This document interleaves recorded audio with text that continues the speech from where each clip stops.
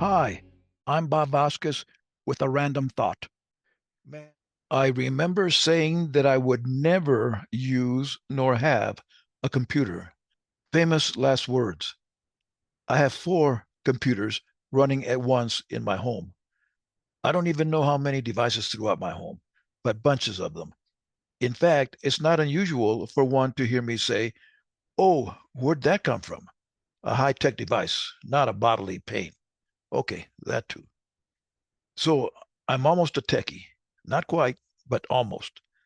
I now love high-tech devices, especially when I don't have to do stuff like turn on the TV, of which I have plenty, or turn on lights, the stuff that used to take a lot of effort to do.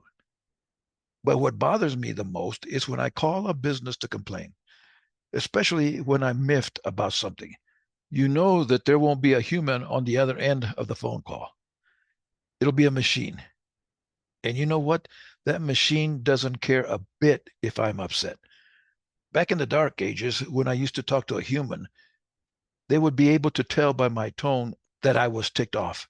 In fact, I would practice my ticked off tone before I called so that the human would understand clearly that I wasn't happy. I did that just a few minutes ago. Stupid machine kept asking me for the exact same information.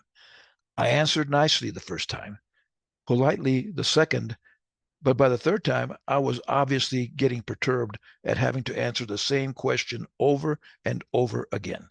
It was obvious to me, but oblivious to the machine.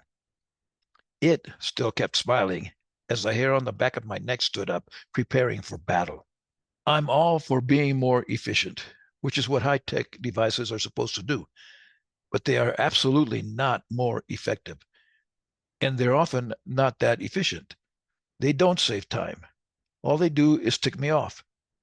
If a human answered and heard how mad I was, it would take a lot less time to hang up on me.